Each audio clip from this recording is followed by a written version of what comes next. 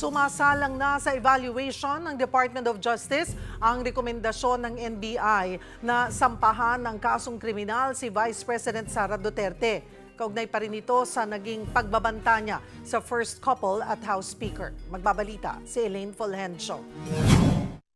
As expected, ito ang sagot ni Vice President Sara Duterte matapos irekomenda ng NBI si DOJ na sampahan siya ng mga kaso kabilang ang 1 count ng inciting to sedition at 3 counts ng grave threats. Kaugnay ito ng umano'y pagbabanta ng bise kay Pangulong Bongbong Marcos, First Lady Liza Araneta Marcos at House Speaker Martin Romualdez sa isang online conference. Yung pagkaka-threaten niya sa Pangulo, na-incite yung kanyang mga followers. So we take that seriously. 2 beses naglabas ng sampi ng NBI kay VP Sara noong nakaraang taon na pareho namang hindi sinipot. Ngayon, nasa DOJ na ang bola kung magsasampa ng mga kaso o hindi. Masusubok daw sa kasong ito ang ipinatutupad nilang preporma, lalo't kailangan na agad ng matibay na ebidensya kapag inihain ng kaso. Kaya pwede raw magtulungan ng DOJ, prosecutors at law enforcers para sa case build-up. Ayaw munang sagutin ng DOJ kung matibay na ebidensya ba ang mismong video ng umano'y pagbabanta ni VP Sara. Ang panel of prosecutors na raw ang susuri nito, pero But part of the real evidence or object evidence that will be considered will be the video. The video that is now preserved and submitted before the DOJ. bibigyan naman daw ng pagkakataon ang bise na depensahan ng sarili. Karaniwan daw na inaabot ng 60 hanggang 70 araw ang preliminary investigation. Sakali namang makonvict sa kaso, bailable naman ang inciting to sedition at grave threats. Hindi rin ito magreresulta sa pagkakatanggal niya sa pwesto. Because the President and the Vice President as impeachable officers can only be removed through that process of impeachment, which is a totally different process from a criminal prosecution. Para naman kay Senate President Cheese Escudero, wala raw epekto sa impeachment trial ang mga reklamong inihain ng NBI laban kay VP Sara.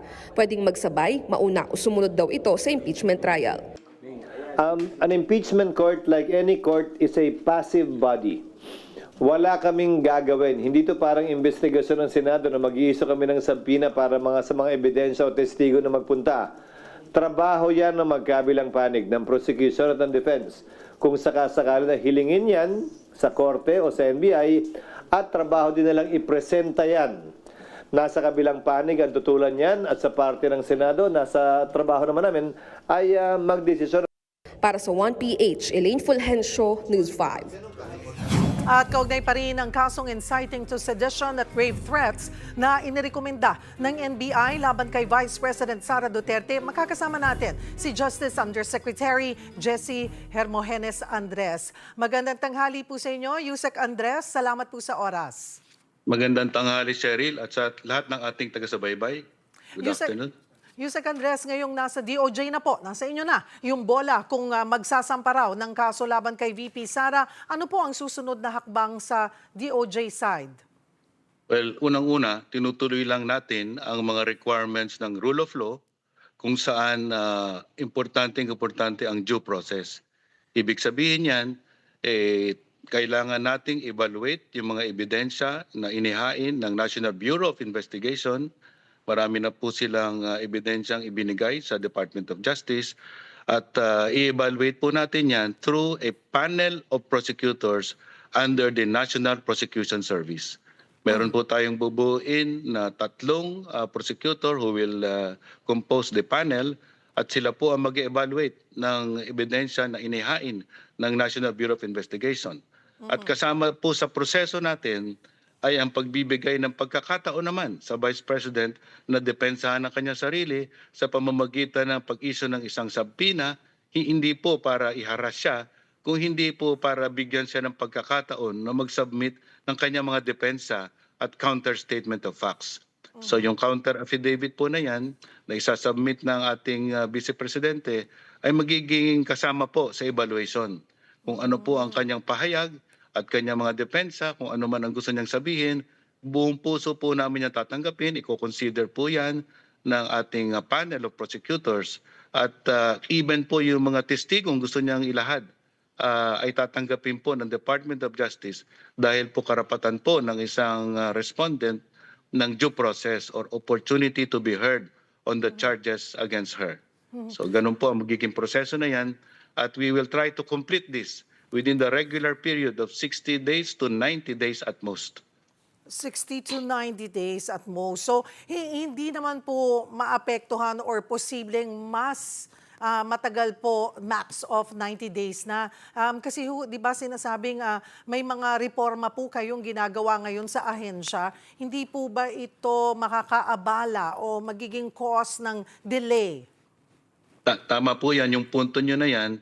Ang isa pong magandang development na nakakatulong po sa lahat ng magiging akusado o respondent sa mga criminal cases ay yung tinatawag namin Department Circular Number 20 kung saan po ang antas ng ebidensya na kailangan po nasa kamay ng ating law enforcement agents at ng mga prosecutors ay tinatawag nating prima facie evidence with reasonable certainty of conviction. Ibig pong sabihin yan pong ebidensya na pinapatunayan ang bawat elemento ng krimen at offense charge.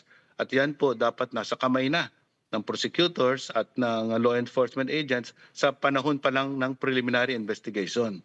Pag kulang po o walang ebidensya na tumutugon sa bawat elemento ng krimen, ng grave threats at ng inciting to sedition, posible pong madismiss ang kaso. Kaya nandyan din po sa aming department circular na merong karapatan ang law enforcement agents na magdagdag ng ebidensya kasama ang mga prosecutors to do a case build-up. Kasi po ayaw po natin na magsasampa ng kaso na mahina. Ang tawag po namin ngayon, evidence-based prosecution.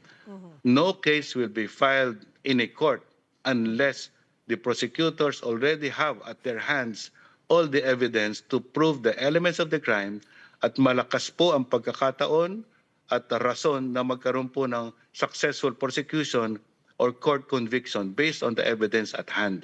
Yan po ang bagong antas na ebidensya na nakakatulong po sa lahat. Hindi po dahil sa siya ay Vice Presidente, ngunit yan po ang bagong reforma na pinatutupad ng Department of Justice. Meaning, parang Yusek, you're saying na kung doon sa evaluation, doon sa evaluation nitong panel of prosecutors na gagawin at makakalap na ebidensya, tingin pa rin natin hindi to urong or mahina to. Chances are, walang mangyayari dito, hindi magsasampa ng kaso ang DOJ. Tama po yan. Dati-rati po, ang antas lang ay tinatawag natin probable cause. Napakaliit po na ebidensya yan at kadalasan habang nagtatrial, doon po tayo naghahagilap ng ebidensya para isampa sa korte. Hindi na po namin ginagawa yan. Kami po ay magsasampa lamang ng kaso kapag sapat ang ebidensya ang nasa kamay ng ating prosecutors. At as I said, part po ng ebidensya yung tinatawag nating real evidence, the videotape, at that has been preserved and authenticated at yan po ay sinumite ng ating National Bureau of Investigation. So many conclusions can be drawn from the video itself. Res ipsa loquitur, as you say, the thing should speak for itself. But at the same time, yung requirement po ng due process ay kailangan po bigyan natin ng pagkakataon ang Vice Presidente na magpahayag ng kanyang opinion, depensa, at yung counter statement of facts through her own counter affidavit. At dati po, nung sa NBI, binigyan siya ng subpoena, hindi po siya nakapag-sumite ng kanyang counter affidavit. Pero ganun pa man, ngayon, sa proseso ng National Prosecution Service, may bagong pagkakataon siya ulit na magbigay ng counter affidavit at that should be the part of the evidence that we will evaluate. Kung tama po ang depensa niya, baka po i-dismiss namin ang kaso. Ngunit kung sapat naman po ang ebidensya para patunayan lahat ng elemento ng krimen, ifa-file po natin ang kaso. Depende na lang sa final evaluation ng ating panel of prosecutors after due process has been observed. Paano, Yusek, kung hindi na naman din magbigay ng counter affidavit ang kampo po ni VP Sara? Well, unang-una po sa lahat po ng karapatang pantao ay nakasaad sa ating saligang batas, sa Constitution. And the Constitution also guarantees the right of the individual against self-incrimination. Hindi po natin pwedeng pilitin ang isang tao na magbigay ng testimonya o testigo na makakasama or incriminating sa kanyang pagkatao. So we will have to rely on the strength of our own evidence even if the Vice President does not give any counter affidavit. We will just evaluate the evidence at hand and the witnesses that will be presented para po we will arrive at a fair and just resolution of this matter. Una na pong sinabi ni Senate President Jesus Cordero na wala itong epekto sa impeachment case ng bise. Pero para po mas maintindihan ng ating mga kababayan, bakit sa tingin nyo mahalagang magkaroon ng hiwalay na investigasyon dito kahit hindi magre-resulta sa pagkakatanggal sa pwesto ni VP Sara? Initially, let me say, the Vice President said that the findings of the NBI is as expected. Well, I have to say that it is really as expected because the law has to be respected. You know, the accountability of persons, whether high officials or ordinary individuals, is a mandate that is dictated by what we call the rule of law. So under the rule of law, the Vice President is not immune from suit. And the impeachment proceedings is a separate proceeding that is not does not prevent the prosecution of crimes even for impeachable officers. But kahit po siya ay magkaroon ng guilty verdict with respect to the criminal offense that will be tried in court, that cannot amount to her removal from office. Yung removal from office po can only be done through impeachment proceedings that is lodged with the impeachment court under the Senate. So yung accountability po, ang pinaglalaban po natin dito, ang rule of law, but in the process of enforcing the rule of law, ang important dictate po ay due process or the opportunity to be heard. At ibibigay po natin yan sa ating Vice Presidente, lahat po ng pagkakataon na mailahad niya ang katotohanan at kanyang mga depensa, magiging kasama po yan sa ebidensya na i-evaluate ng National Prosecution Service Task Force kung ano po yung panel na i-constitute para po patas ang ebidensya at kung meron lang pong sapat na ebidensya na tinatawag namin prima facie with reasonable certainty of conviction, doon lang po i-file ang kaso sa court. And that is a serious case that has solid evidence behind it. That's the only time we will pursue it. Yusek, ano ang posibleng mangyari kung maunang lumabas yung hatol laban sa bise kaugnay po ng mga kasong inciting to sedition at grave threats ng NBI bago po yung impeachment? Yeah. So let me just clarify. First and foremost, the impeachment process is a totally different process. So meaning that is the only mode by which an impeachable officer can be removed from office. So yung Senate po ang may jurisdiction dyan at they will pass upon the issue of whether or not the Vice President should be impeached and formally removed from office. The matter before the Department of Justice is only the criminal aspect, the grave threats, inciting to sedition, and even if she is found guilty or convicted in this case, and the conviction carries with it the penalty of disqualification from public office, this will not amount to the removal from office of the Vice President. Independent po ang gagawin natin, independent effort po itong criminal prosecution, iba po ito sa impeachment at hindi po hadlang ang impeachment sa pag-proceed po ng criminal case. Sinabi ni dating Presidential Legal Counsel Salvador Panelo, dapat bumalik sa law school ang NBI Director dahil wala umanong basihan ang rekomendasyon nilang maghain ng kauso laban sa bise. Pamumulitika at job demolition lang din daw ang aksyon na ito ng NBI.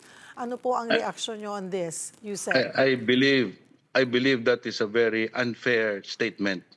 The NBI is a deliberative, investigative body composed of professionals who know how to do their jobs. And maybe I will respond to it by saying, res ipsa loquitur, or the thing speaks for itself. Maybe the video can be shown to a group of students in a law school and let them decide or make an evaluation whether a crime was indeed committed. And maybe the law students will have a different answer than what other people perceive. So let's leave it at that. Anyway, the matter is now with the Department of Justice, and we will have a separate set of eyes that will evaluate this matter based on the evidence at hand. That's why we are encouraging the Vice President, as a respondent to the case, to present her side so that yung speculations will be avoided and the panel can only decide based on the facts, because unless her statements given in public are reduced into sworn statements under oath, they cannot be considered as part of the evidence for evaluation under the present preliminary investigation of the National Prosecution Service. Yusek, ihabol ko lamang po, sabi nyo ay a panel of prosecutors nga ang mag-evaluate, 3 na miyembro po. Yun po ba ay paano pinipili at nakapili na ho ba at kailan sila magsisimula ng evaluation? That will be under the office of the Prosecutor General of the National Prosecution Service. He has the authority to constitute that panel. And for matters of national importance, normally we constitute a panel instead of just one individual, so that justice will be better served when a collegial body is able to evaluate and discuss it as a team to make sure that the results are fair and just and consistent with the dictates of the rule of law. Yun lang po ang habol namin. Rule of law. Nothing else. Nothing political, nothing of an agenda of sort, but the people are watching us for everything that we do. If we do not do anything about the utterances of the Vice President, they might say, because these are high people in high offices, they are untouchable, and only the law is applied to us ordinary people, and that is not the rule of law. So we want to treat this as a test case where we can show that the rule of law is applied equally to all, without fear nor favor, and we will do our work based on the dictates of the rule of law and accountability. Maraming pong salamat sa inyong oras, Undersecretary Jessie Andres.